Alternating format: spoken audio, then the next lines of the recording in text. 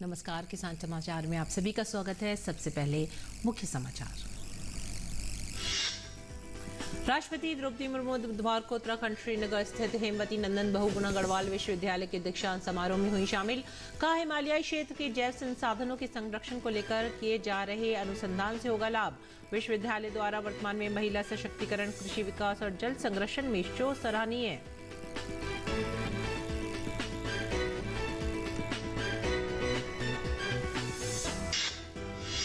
National green tribunal ने पराली जलाने की घटनाओं पर पंजाब सरकार को लगाई फटकार। एनजीटी ने कहा, सैटेलाइट इमेज के मुताबिक 1000 से ज्यादा जगह पर जलाई जा रही है पराली।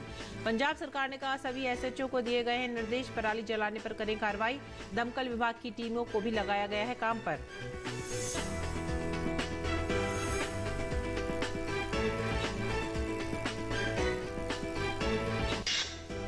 खादी एवं ग्रामोद्योग आयोग के अध्यक्ष ने वोकल फॉर लोकल विषय पर 5 दिवसीय दिवाली उत्सव का किया उद्घाटन। 11 नवंबर तक खादी उत्पादों पर 20% तक की विशेष छूट। जब खादी उत्पाद बिकते हैं तो ग्रामीण भारत में काम करने वाले कारीगर होते हैं आत्मनिर्भर।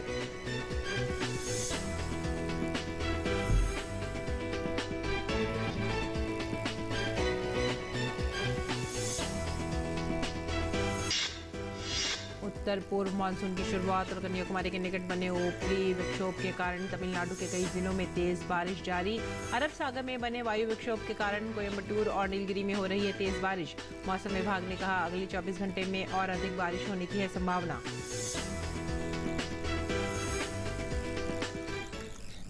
और खबरें विस्तार से। सशक्त महिला समृद्ध राष्ट्र के ध्येय के साथ उत्तराखंड के श्रीनगर स्थित हेमवती नंदन बहुगुणा गढ़वाल विश्वविद्यालय का 11वां दीक्षांत समारोह मनाया गया। इस दीक्षांत समारोह में राष्ट्रपति द्रौपदी मुर्मू मुख्य अतिथि के रूप में शामिल रहीं।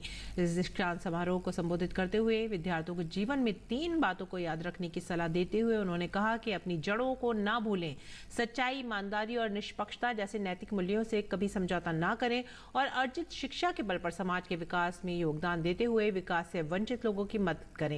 राष्ट्रपति ने कहा कि पर्यावरण के क्षेत्र में जिस भूमि से चिपको आंदोलन हुआ है, वहां विश्वविद्यालय के उच्च हिमालयी पादप संरक्षण शोध केंद्र और पर्यावरण विभाग के द्वारा हिमालयी क्षेत्र के जैव संसाधनों के संरक्षण को लेकर किए जा रहे अनुसंधान सराहनीय है।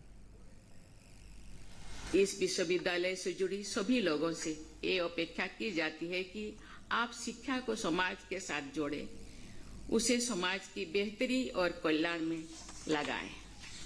मुझे ये जानकर खुशी हुई है कि इस विश्वविद्यालय के अंतर्गत high altitude plant physiology research centre पर्वतीय पौधों के सर्वाइवल, एडाप्टेशन एंड प्रोडक्टिविटी पर शिक्षण, प्रशिक्षण और अनुसंधान कर रहा है।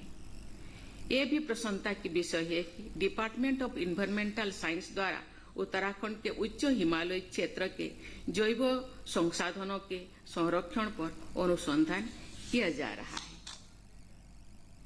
राष्ट्रपति ने कहा कि विश्वविद्यालय द्वारा वर्तमान में महिला सशक्तिकरण, कृषि विकास, पलायन रोकथाम, पर्यटन आधारित उद्योग और जल संरक्षण में शोध और नीति संबंधी 5 विषयों पर आधारित दस्तावेज को विश्वविद्यालय का उत्कृष्ट प्रयास कहा जा सकता है।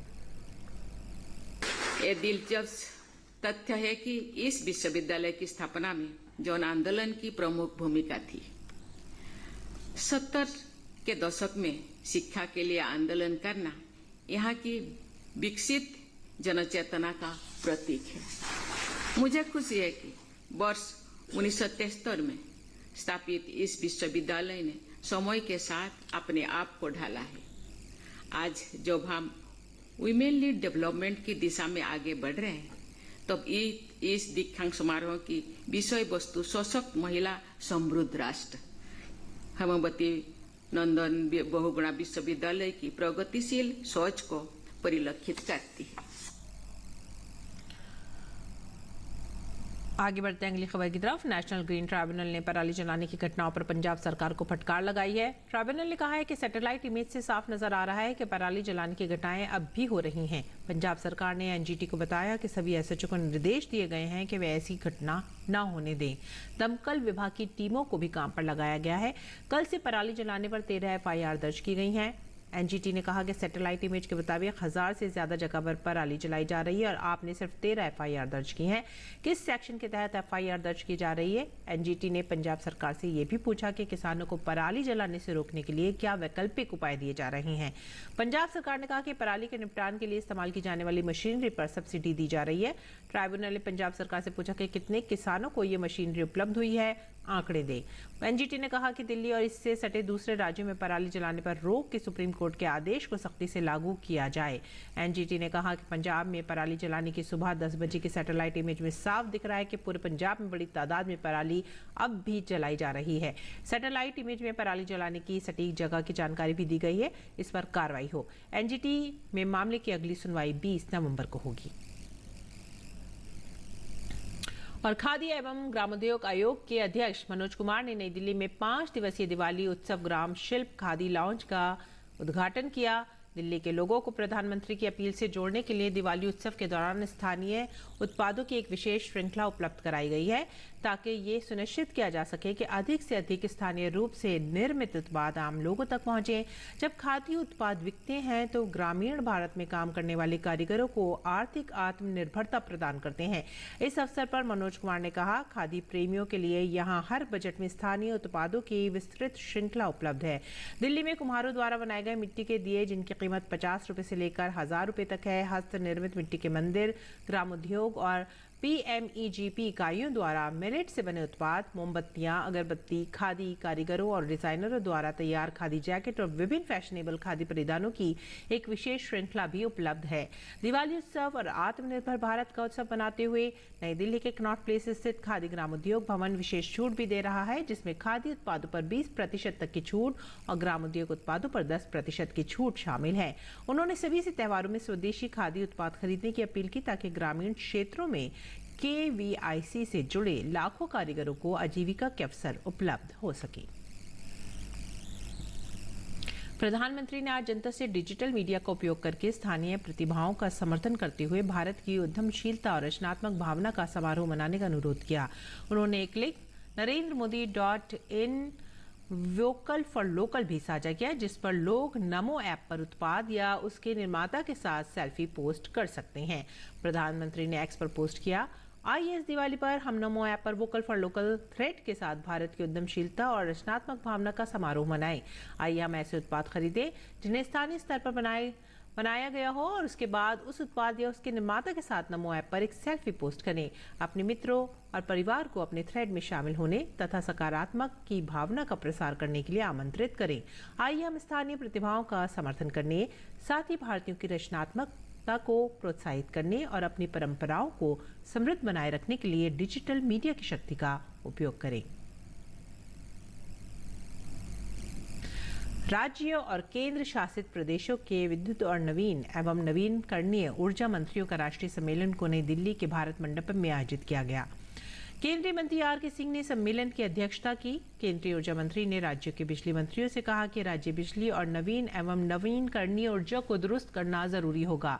प्रत्येक 3 महीने में एक बार मंत्रियों का सम्मेलन किया जाना चाहिए। मंत्री मोहिउद्दीन ने बिजली क्षेत्र की टीम इंडिया को देश की आर्थिक वृद्धि के परिवर्तक के रूप में बधाई दी और कहा कि बिजली प्रणाली अधिक मजबूत और व्यवहारिक है। उन्होंने उन्हें अतिरिक्त प्रयास करने की सलाह भी दी ताकि इसे पूरी तरह संभव बनाया जा सके। इसके लिए रोड मैप को रेखांकित करते हुए उन्होंने कहा कि पहला आवश्यक कदम बिजली दर को नियमित रूप से तय करना है, जिसका अर्थ है कि इसे वित्तीय वर्ष शुरू होने से पहले हर साल मार्च की शुरुआत में तय किया जाना चाहिए। दूसरा, टैरिफ लागत प्रतिबिंबित होना चाहिए। राज्य जो चाहे सब्सिडी दे सकते हैं, लेकिन सब्सिडी के लिए भुगतान करना होगा।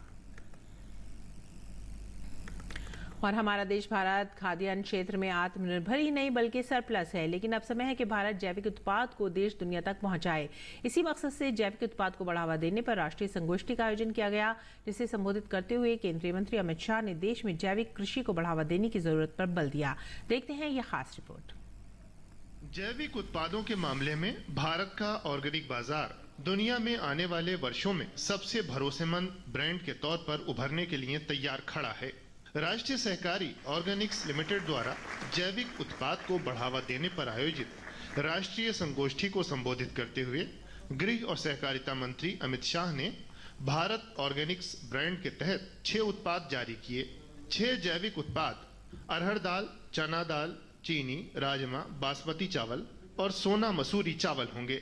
मदर डेयरी के सफल आउटलेट और ऑनलाइन मंच के जरिए इनकी बिक्री की जाएगी। केंद्रीय गृह मंत्री ने कहा कि भारत आज सरप्लस अनाज का उत्पादन कर रहा है, लेकिन जरूरत इस बात की है कि हम रासायनिक उर्वरकों की खपत कम करते हुए कृषि उत्पादन को बढ़ाएं और ऐसा जैविक खेती की तरफ आगे बढ़कर ही किया जा सकता है। गृह मंत्री अमित शाह ने कहा कि NCOL के जरिए जैविक उत्पादों की बिक्री से होने वाले मुनाफे का बड़ा हिस्सा सीधे सदस्य किसानों को हस्तांतरित किया जाएगा। गृह और सहकारिता मंत्री अमित शाह ने देश में प्राकृतिक खेती का दायरा 50% तक बढ़ाने की जरूरत के साथ साथ जैविक उत्पादों की देश दुनिया तक पहुंच बढ़ाने पर भी जोर दिया। शैलेंद्र मिश्र की रिपोर्ट, DD न्यूज। और हेड ऑर्गेनिक बिजनेस अमोल निमित दोषी ने कहा है कि इससे किसान लाभान्वित होंगे। हम करीब 7-1,000 करोड़ का एक्सपोर्ट करते हैं इंडिया में करंटली, एंड इंडिया का डोमेस्टिक मार्केट जो ऑर्गेनाइज फॉर्म में देखेंगे तो वो करीब 2,000 करोड़ का ही मार्केट है। थोड़ा अनऑर्गेनाइज मार्केट को भी ऐड कर देंगे तो सब कुछ मिला के 15-20 हजार करोड़ से ज्यादा होता नहीं है। निदेशक DKMA एवं ICAR डॉक्टर SK मल्होत्रा ने कहा कि आने वाला समय प्राकृतिक खेती का है। किसान जो है कुछ अपने खेत का कुछ हिस्सा नेचुरल फार्मिंग में उसको वो एक प्राकृतिक रूप से उसको ग्रो करने देता है, लेकिन उसमें कोई सर्टिफिकेशन नहीं होता, किसी तरह का कोई प्रमाणीकरण नहीं किया जाता जब हम नेचुरल फार्मिंग की बात करते हैं। लेकिन जब ऑर्गेनिक कल्टीवेशन की बात होगी, जब जैविक खेती की बात होगी, उसमें प्रमाणीकरण जो है वो सामने आता है और उसका जो है सर्टिफिकेशन, एक सर्टिफिकेट मिलता है और किसान को जो है उसके प्रमाणीकरण के सारे नियम जो है फॉलो करने पड़ते हैं। जैसे कि आपने पहले भी प्रश्न पूछा था, कुछ बातें की थी कि भाई इसमें क्या हमारे पास उत्पादन में कुछ कमी हो जाएगी, तो अभी तक के बहुत सारे आंकड़े जो हमारे सामने निकल करके आए, करीब करीब 10 से लेकर के 20% तक का शुरू की अवस्था में, क्योंकि उसका 3 साल का जो कन्वर्जन का पीरियड है, क्योंकि ऑर्गेनिक कार्बन कम हो गया होता है, तो वो ऑर्गेनिक कार्बन एस्टेब्लिश करने के लिए उस लेवल तक आने के लिए 3 से 5 साल लगते हैं। तो शुरू में 10 से 20% उत्पादन कम हो सकता है, लेकिन जैसे जैसे उसका जो एक ऑर्गेनिक कल्टीवेशन की विधियां अपनाते जाएंगे, वो ऑर्गेनिक कार्बन की बिल्कुल मात्रा भी जो हमारी बढ़ती चली जाएगी और वो सुधार होगा और उपज भी उतनी मिलने लगेगी। वरिष्ठ कृषि पत्रकार संदीप दास ने कहा है कि किसानों के लिए सरकार लगातार काम कर रही है।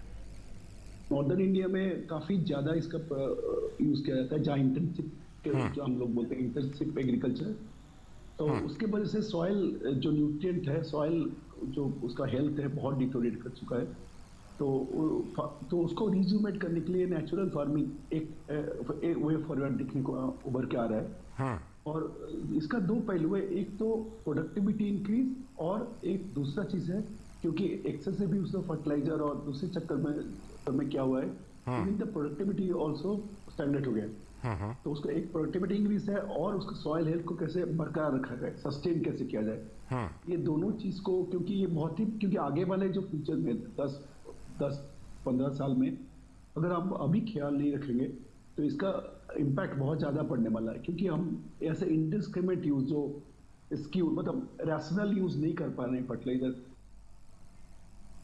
आगे बढ़ेंगे अगली खबर की तरफ। केंद्र सरकार के आवास और शहरी कार्य मंत्रालय ने मंगलवार से जल दिवाली अभियान की शुरुआत की है, जिसमें देश में स्वयं सहायता समूह की महिलाओं को जल संयंत्रों तक ले जाकर जल प्रबंधन के टिप्स दिए जा रहे हैं, ताकि जल संचयन और प्रबंधन में आधी आबादी का प्रतिनिधित्व हो सके। आइए देखते हैं ये रिपोर्ट।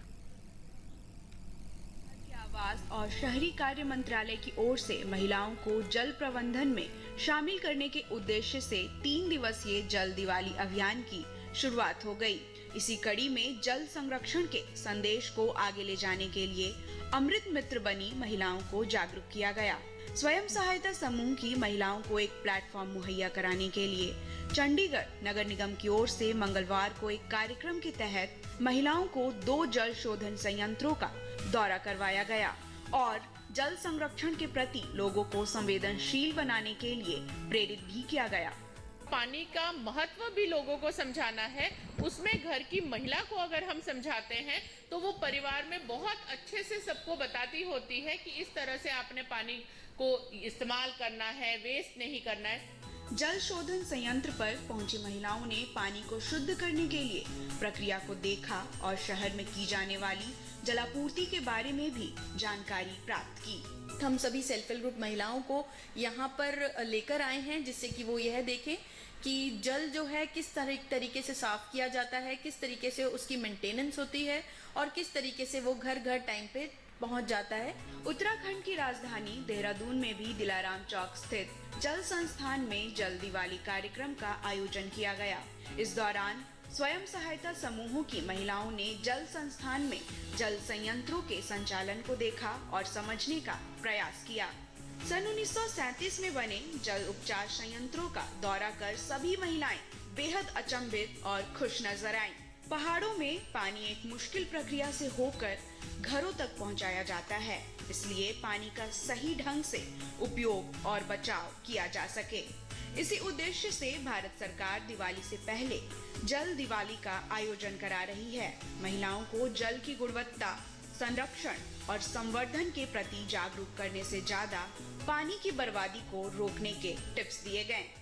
उनको एक एक्सपोजर दिया जाए, उनको ये बताया जाए कि हमारे वाटर ट्रीटमेंट प्लांट किस प्रकार चलते हैं और उसी के उद्देश्य से लगभग 60 से 70 महिलाएं विभिन्न एसएचजी की यहाँ आमंत्रित की गई थी। इसके साथ ही स्वयं सहायता समूह की महिलाओं ने जल दिवाली के तहत कलश यात्रा भी निकाली। यहाँ पे आके देखा कि यहाँ पे बहुत अच्छा पानी है और हर चीज की सुविधा है। कैसे उसको साफ किया जाता है क्लोरीन डाल के, और बड़े बड़े यहाँ टैंक लगे हुए हैं। भारत सरकार के आवास और शहरी मामलों का मंत्रालय 7 नवंबर से 9 नवंबर तक जल दिवाली का आयोजन करा रहा है। यह कार्यक्रम अमृत और NULM योजनाओं का एक संयुक्त प्रयास है। आयोजन के तहत स्वयं सहायता समूहों की महिलाएं संयंत्रों के संचालन को समझने के लिए देश भर में चुने गए 500 से अधिक जल उपचार संयंत्रों का दौरा करेंगी। देहरादून और चंडीगढ़ ब्यूरो और पूर्वा के साथ राजेश राज की रिपोर्ट DD न्यूज के लिए। उत्तर पूर्व मानसून की शुरुआत और कन्याकुमारी के निकट बने ऊपरी विक्षोभ के कारण तमिलनाडु के कई जिलों में रुक रुक कर तेज वर्षा हो रही है। अरब सागर के मध्य पूर्वी भाग में बने वायु विक्षोभ के कारण कोयम्बटूर और नीलगिरी में तेज वर्षा हो रही है। कई जिलों में एहतियाती कदम उठाते हुए स्कूल बंद कर दिए गए हैं। ऊटी के लिए पर्वतीय रेल सेवा भी फिलहाल रोक दी गई है। क्षेत्रीय मौसम विभाग ने अगले 24 घंटे में और अधिक वर्षा होने का अनुमान व्यक्त किया है। चेन्नई और उपनगरीय इलाकों में भी हल्की से मध्यम वर्षा हो रही है। और आइए अब देखते हैं मंडी खबर।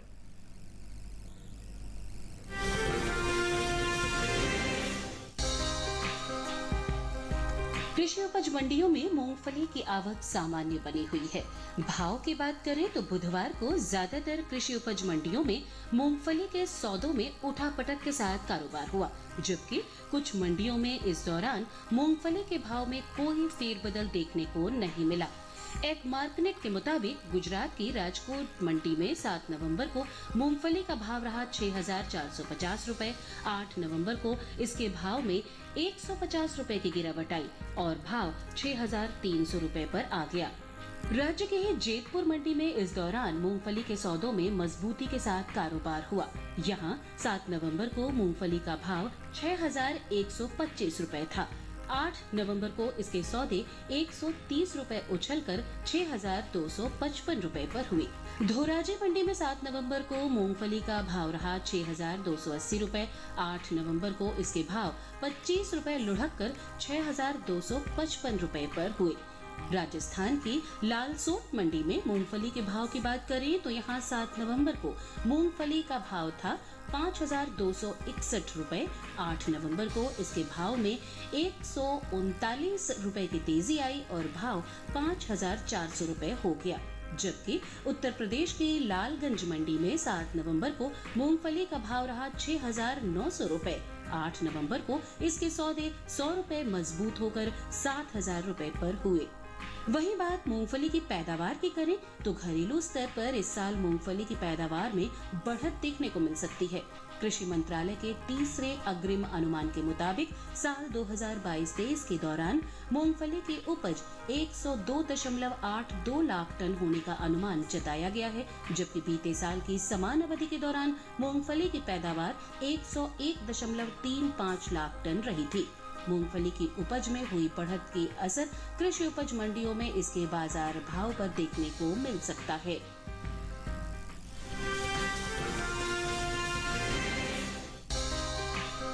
कृषि उपज मंडियों में मूंग की आवक सामान्य है। भाव की बात करें तो बुधवार को रापर मंडी में मूंग के सौदे मजबूती के साथ हुए।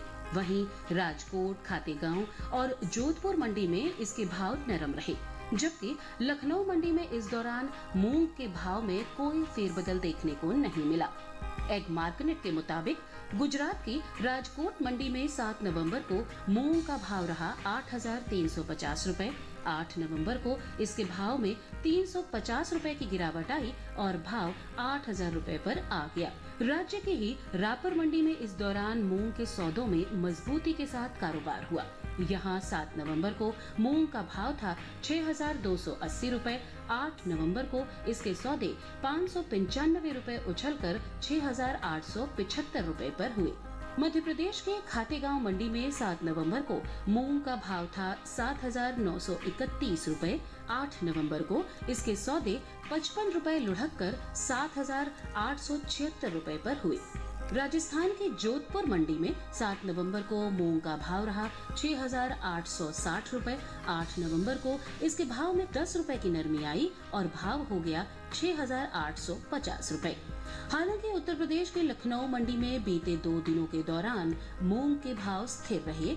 यहां 7 और 8 नवंबर को मूंग 8,700 रुपए पर बिकी। घरेलू स्तर पर इस साल कुल मूंग के रिकॉर्ड पैदावार होने का अनुमान जताया गया है। कृषि मंत्रालय के तीसरे अग्रिम अनुमान के मुताबिक देश में साल 2022-23 के दौरान मूंग की पैदावार 37,40,000 टन होने की उम्मीद है, जो बीते साल की समान अवधि के दौरान 31,66,000 टन रही थी।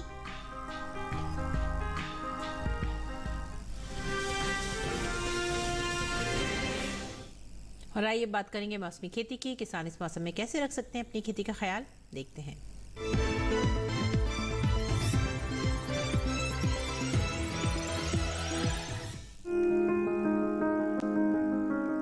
पंजाब के किसान गेहूं की विभिन्न किस्मों जैसे PBW 826, PBW 869 और सुनहरे की बुआई कर ले। बुआई से पहले इनके बीजों को उपचारित जरूर कर ले। पंजाब के किसान राया और अफ्रीकी सरसों की विभिन्न किस्मों की बुआई नवंबर के मध्य तक कर ले। बुआई करते वक्त यूरिया जरूर डालें। पंजाब में ही फूल गोभी की दर से पकने वाली किस्मों की रुपाई की जा सकती है। यहाँ पालक, मेथी, धनिया, मूली, शलगम, लहसुन और मटर की बुआई इस मौसम में की जा सकती है। पंजाब के किसान टमाटर, बैंगन, मिर्च, शिमला मिर्च और प्याज की नर्सरी लगा ले। यहाँ बेर में पाउडरी फफूंद दिखाई देने पर इसके नियंत्रण के लिए बोर्डो मिश्रण छिड़के। पंजाब में नींबू वर्गीय फलों में कैंकर रोग के नियंत्रण के लिए जरूरी दवाओं का छिड़काव कर ले। पंजाब के किसान गन्ने की समय समय पर सिंचाई करते रहें। साथ ही किसान गन्ने में बेधक कीट के नियंत्रण के उपाय भी कर ले। हरियाणा में गन्ने में स्मट रोग दिखाई देने पर इसके नियंत्रण के लिए ऐसे पौधों को उखाड़ कर जला दें। हरियाणा के किसान मक्के के खेतों में उचित नमी बनाए रखें। अगर यहाँ मक्के में बेधक कीट का प्रकोप दिखाई दे तो विशेषज्ञों की सलाह से दवाएं डालें। यहाँ के किसान बाजरे की पक्की फसल की कटाई कर लें। हरियाणा के किसान कद्दू, टमाटर, मिर्च, बैगन और भिंडी की तैयार सब्जियों की तुड़ाई कर लें।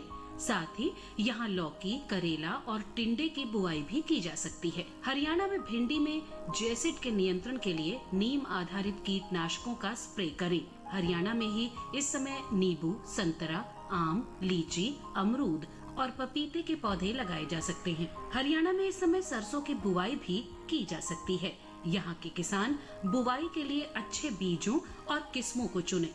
सरसों की बुआई से पहले बीजों को उपचारित जरूर कर लें।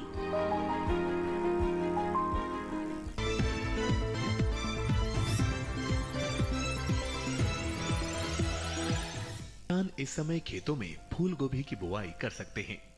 फूल गोभी की पूसा मेघना और पूसा कार्तिक संकर किस्मों की बुआई इस समय की जा सकती है। पूसा मेघना दिल्ली और हरियाणा के लिए काफी अच्छी रहती है। इस किस्म की 1 हेक्टेयर में 125 क्विंटल तक फसल ली जा सकती है। पूसा मेघना का आकार मध्यम होता है। इसमें हरे डंठल होते हैं और पूरे किनारे वाली पत्तियां होती हैं। इसके फूल का रंग सफेद होता है। वहीं पूसा कार्तिक संकर की बुआई पंजाब, उत्तर प्रदेश, बिहार, झारखंड, पश्चिम बंगाल और असम में की जा सकती है। इस किस्म की 1 हेक्टेयर में 149 क्विंटल तक की पैदावार ली जा सकती है। इसका आकार मध्यम, फूल सफेद और वजन 475 ग्राम तक होता है। बुआई से पहले खेत को अच्छी तरह जोतकर समतल जरूर कर लें। बुआई करते समय पौध से पौध की दूरी 45 सेंटीमीटर और कतार से कतार की दूरी 30 सेंटीमीटर रखें। 1 हेक्टेयर के लिए 400 से 500 ग्राम बीज काफी रहेंगे। फूल गोभी को अधिक खाद और उर्वरक की जरूरत होती है। जब पौध 4 से 6 हफ्ते की हो जाए तो उनकी रोपाई कर लें। रोपाई के तुरंत बाद और फिर 7 से 10 दिन के अंतराल पर सिंचाई करें। इसके अलावा खरपतवार पर काबू पाने के लिए महीने में 2 बार निराई जरूर करें। ऐसा करने से फसल अच्छी होगी। फसल को सुंडी और हीरक पतंगा से बचाने के लिए स्पाइनोसैट दवा की 2 मिलीलीटर यानी 2 छोटे चम्मच मात्रा को 10 लीटर पानी में मिलाकर छिड़काव करें। इसके अलावा रस चूसने वाले कीटों की रोकथाम के लिए थायोमेथेक्साम की 2 ग्राम मात्रा यानी 1 छोटा चम्मच को 10 लीटर पानी में मिलाकर छिड़काव करें। ध्यान रखें कि जहां कीटों का अधिक प्रकोप हो, सिर्फ वहीं दवा का छिड़काव विशेषज्ञों की सलाह से करें। इससे लागत में भी कमी आएगी और पर्यावरण और सेहत को भी नुकसान कम होगा।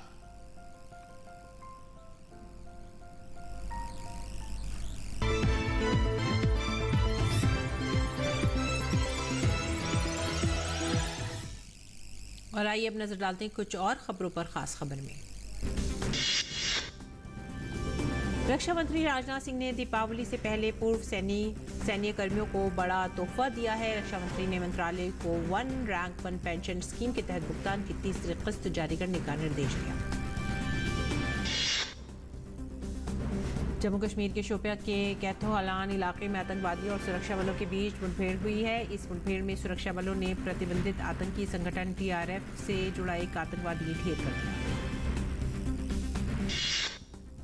तेलंगाना विधानसभा चुनाव के लिए उम्मीदवार शुक्रवार तक नामांकन पत्र दाखिल कर सकते हैं। राज्य में कुल 119 सीटों के लिए इस महीने की 30 तारीख को वोट डाले जाएंगे। दुनिया के शीर्ष विश्वविद्यालय अब भारत में अपने कैंपस खोल सकते हैं। UGC ने भारत में विदेशी उच्च स्तर शिक्षा संस्थानों के परिसरों की स्थापना और संचालन विनियम 2023 की घोषणा कर दी है। भारत अमेरिका के बीच मंत्री स्तर की 5वीं 2+2 वार्ता शुक्रवार को नई दिल्ली में होगी। रक्षा मंत्री राजनाथ सिंह और विदेश मंत्री डॉक्टर S जयशंकर इस वार्ता में भारत का प्रतिनिधित्व करेंगे। देहरादून के पुलिस लाइन में राज्य स्थापना दिवस के अवसर पर कई कार्यक्रम आयोजित किए गए हैं, जिसमें सरकार की योजनाओं और राज्य की संस्कृति की झलक देखी। उत्तर रेलवे ने आगामी त्योहारों के मद्देनजर भीड़ भाड़ से बचने के लिए नई दिल्ली से गोरखपुर, छपरा, गोमती नगर और बनमनखी जंक्शन के बीच त्योहार स्पेशल रेलगाड़ियां चलाने का निर्णय लिया है। इसी के साथ ही आप हमारी पूरी टीम को दीजिए इजाजत।